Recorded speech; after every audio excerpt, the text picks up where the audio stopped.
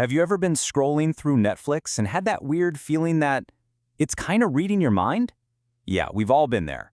Today, we're going to pull back the curtain on the seriously powerful algorithm that decides what you're going to be binging next. So you log in, and bam, there they are. Rows like chosen for you or because you watched.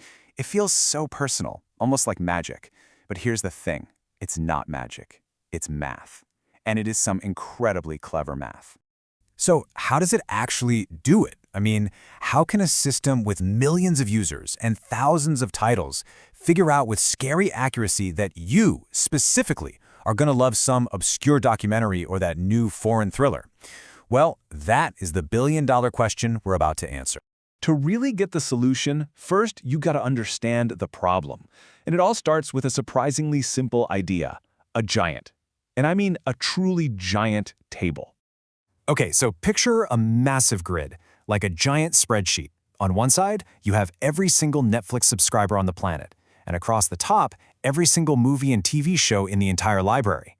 The whole goal is to fill in every single one of those little boxes with a rating, predicting how much each person would like each show. This whole thing is called a user item matrix. Now here's where it gets really interesting. See all those question marks? That table is almost entirely empty. Think about it. User A might have rated a few movies, sure, but what about the thousands and thousands they haven't seen?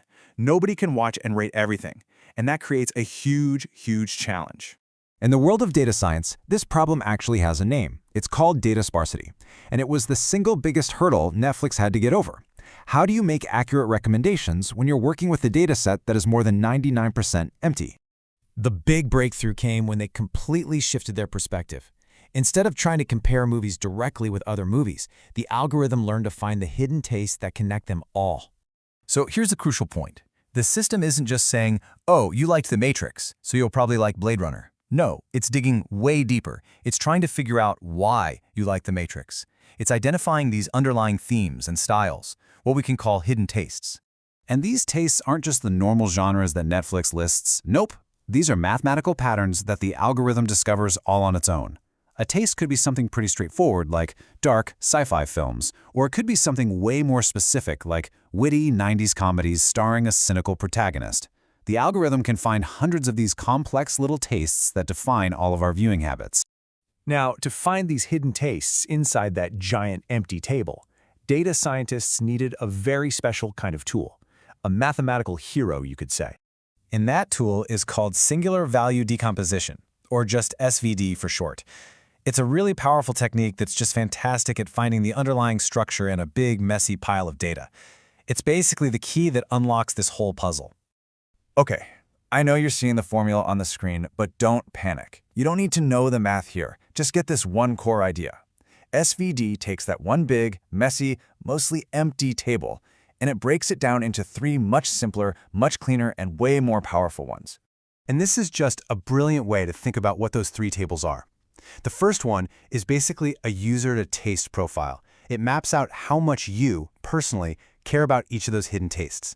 The second one does the exact same thing, but for movies, describing each film by its own special mix of tastes. And that one in the middle, that's just a simple rank list of how strong or important each of those tastes is overall. It's like one of our sources put it, SVD is so powerful because it, and I'm quoting, reveals hidden arrangements and unique properties of the content. It finds the signal in all the noise. So, okay, we've got user profiles and we've got movie profiles, but how does that actually become a recommendation? Well, that's the next step, and it's where the real prediction happens. By mathematically combining your personal taste profile with a movie's taste profile, the system can generate a predicted rating. It essentially fills in all those question marks from our original table, but with a really, really educated guess. It can calculate how likely you are to enjoy a movie you've never even heard of. And the result of all that is what you see every single day, a ranked list of movies and shows that you're probably going to enjoy. The ones with the highest predicted ratings for you, they float right to the top of your homepage. And just like that, the data sparsity puzzle is solved. But hold on, there's more. What about all the people who never bothered to rate movies? The system had to evolve. It learned to get even smarter by watching what you do, not just what you say. This led to an upgraded model called SVD++. See, the original SVD relies on what's called explicit feedback. That's the star ratings you actively give. But SVD++ also brings in implicit feedback.